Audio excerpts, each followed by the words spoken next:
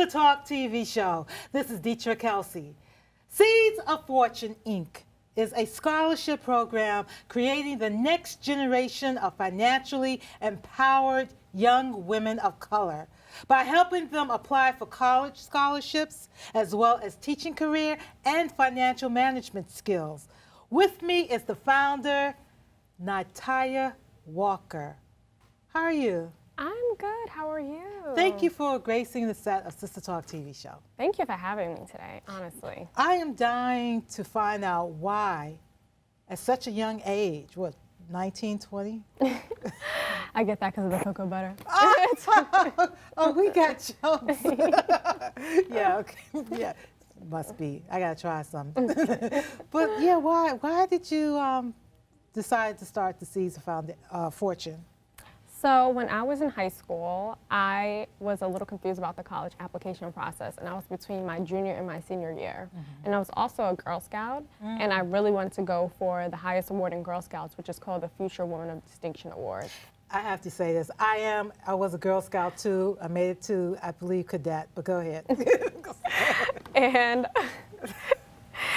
I wanted help to be able to get the scholarship award because only one girl in New York City can get it. Really? Out of all the Girl Scout troops.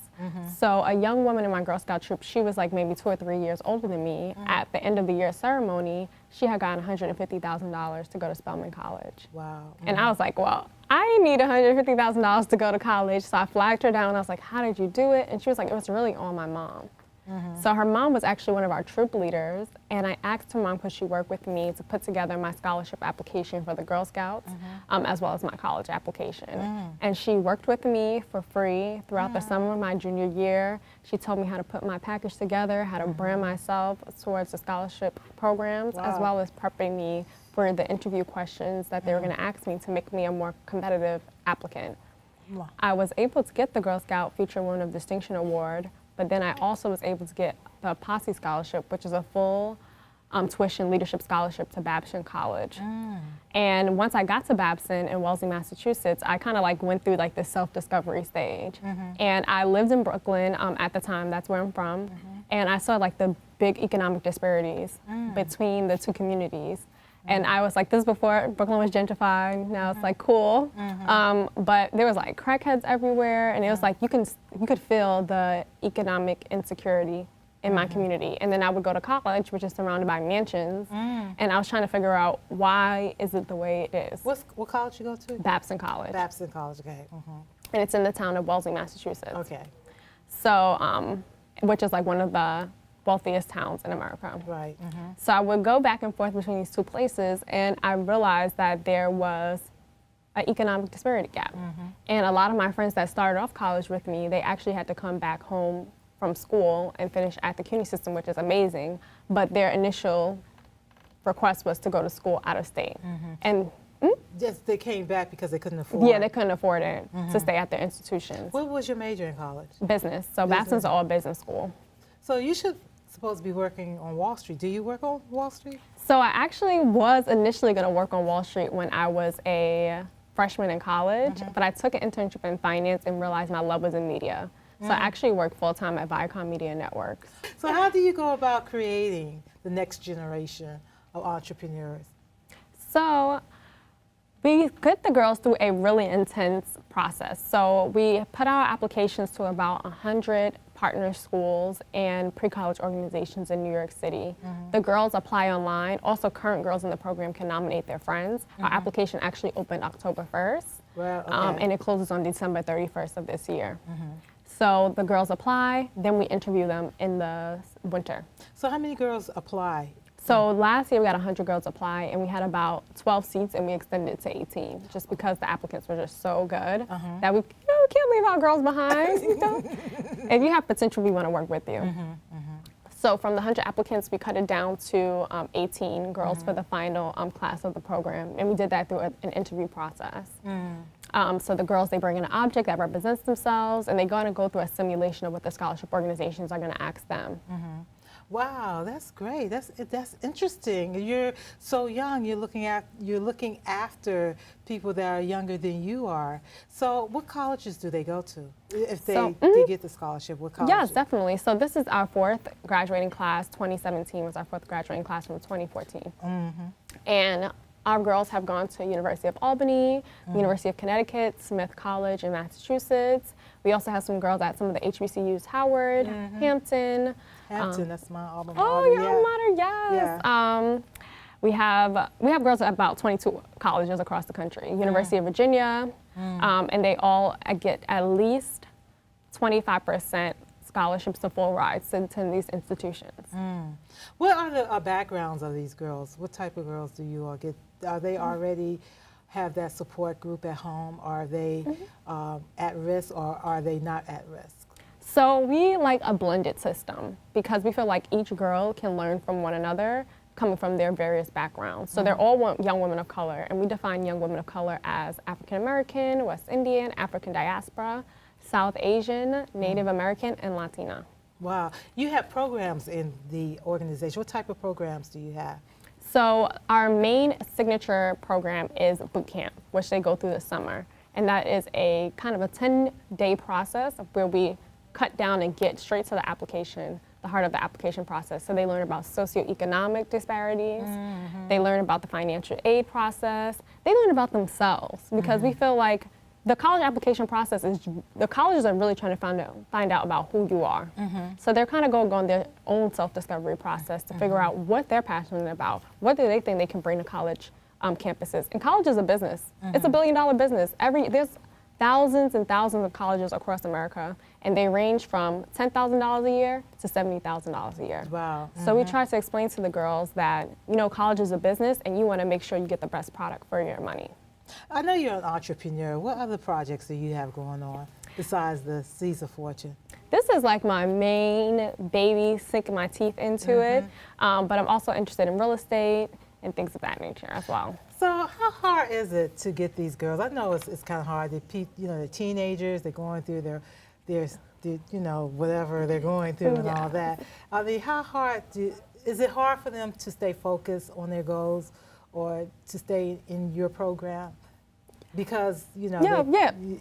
Trust me, this is like, I would say this is like our emotional class this year, and they're teenage girls, right? And we take that into consideration. I don't work alone, so I have a team of about 6 coaches that work with us. We're called the C team, and we try to manage. Go ahead. I'm just amazed. Yes, they're called the C team, and we try to manage the girls' emotional aspect because the college application process is very stressful. You're talking about money. You're talking about people that might come from household incomes that are $30,000 a year, and colleges are demanding that you pay $60,000 a year to attend. Then you got on top of that, we pick ambitious girls, not depending on their GPA, just depending on what they've been able to overcome. So you have all that compilation, and then you bring it to a group once or twice a month to try to figure out their futures. Yes, they are very stressed, and we try to keep them focused by keeping them on the main goal, setting deadlines for them, creating a support group within each other. We actually brought them on a college tour to Boston, and I think from there they're able to create their own support system within each other. Where'd you get the money from? Well, you got 6 coaches. Are these volunteers or? So they're volunteers. Yes, we're a volunteer army to get these girls to the finish line. But we also get our funding through donors. We also have an annual gala at the end of the year. Really? And then people want to see other people do well, especially in the minority community. They know what it's like to trying to get where you are and not have the guidance and support system.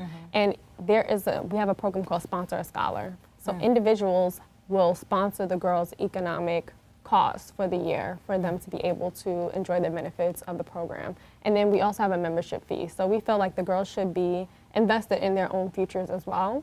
So their parents and them, they come together to pay the annual membership fee that it costs to be a part of the program. You know, I always ask people this question. I think it's very serious for me. I mean, you have this organization, you're recruiting all these people to help you run it. You have a full-time job. You go to all these meetings.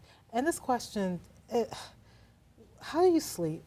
I am exhausted, okay? I am definitely exhausted, but I think that it comes back to mission first. Because like once all the applications are done and it's May and the girls are going to their schools and we keep track of them when they graduate from high school into college. Oh, really? So And you just don't. yeah, we don't send them out into the world. Go, yeah. Keep tabs on them to make sure that they're doing well and that they're getting the most out of their college education. Where do you get this entrepreneur spirit, though? Because you're just taking the bull horn by the horn and you're just doing your thing. Where do you get it from? So my dad has actually created his own company called the Ujamaa Black Theater in Harlem. Really? Yeah. Yes. I think I know of him. Go ahead. Yes, nitiyaWalker and. Get the H out of here. No. Yes. Really? Oh my God, that's a small world. Yes. I know of Titus.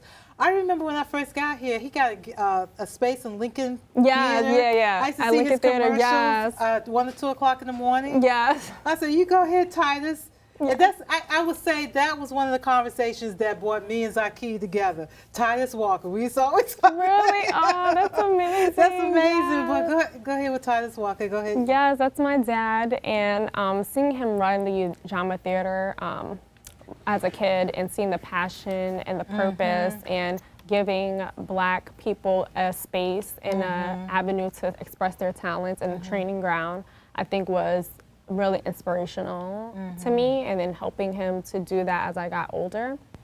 And also, once I got to Babson College, Babson is special because it is a business college, but their #1 focus is entrepreneurship. They've been ranked #1 across the country. Really? Wow. And okay. once we got there, they really taught us, like, you are not going to be ran by a boss, you're going to be the boss. You're going to manage people, and we actually started businesses our freshman year of college.